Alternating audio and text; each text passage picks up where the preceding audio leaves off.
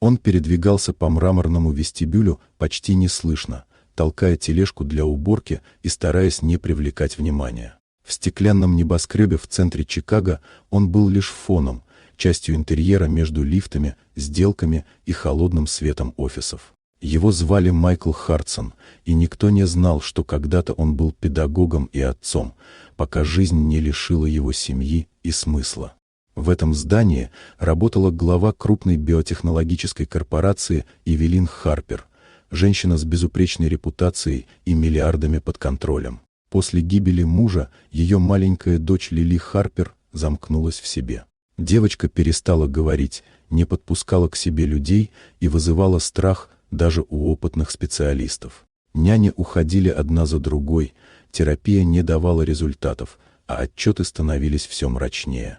Майкл замечал Лили издалека, маленькую фигуру в углу холла, всегда одну, с потухшим взглядом. Он узнавал в ней то, что видел когда-то в зеркале после смерти своего сына. В один из обычных рабочих дней он услышал ее тихий плач за колонной, в месте, куда не смотрели камеры. Не сказав ни слова, он просто сел рядом и оставил между ними маленькую самодельную игрушку, сшитую из старой ткани. Этого оказалось достаточно. Девочка впервые за долгое время успокоилась. С того дня Лили начала сама спускаться в холл. Она просто сидела рядом, слушала и дышала спокойнее. Майкл ничего не требовал и ничего не объяснял. Он был рядом, и этого хватало. Сотрудники наблюдали за происходящим с удивлением, а затем с тихим уважением. Эвелин увидела все на камерах наблюдения. Она впервые за месяцы заметила в дочери признаки жизни.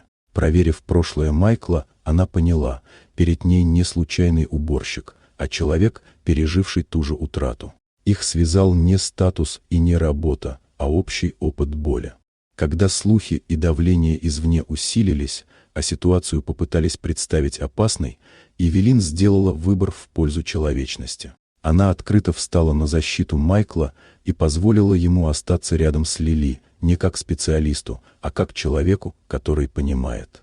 Позже, на основе этого опыта, в Чикаго появился небольшой благотворительный проект помощи детям, пережившим утрату. Без формальностей и громких титулов, только присутствие, внимание и время. Лили снова начала смеяться, Майкл – жить, а Эвелин впервые почувствовала, что не обязана быть сильной всегда. Иногда именно те, кого никто не замечает, совершают самые важные вещи. И иногда семья начинается не с крови, а с того, что кто-то просто остается рядом.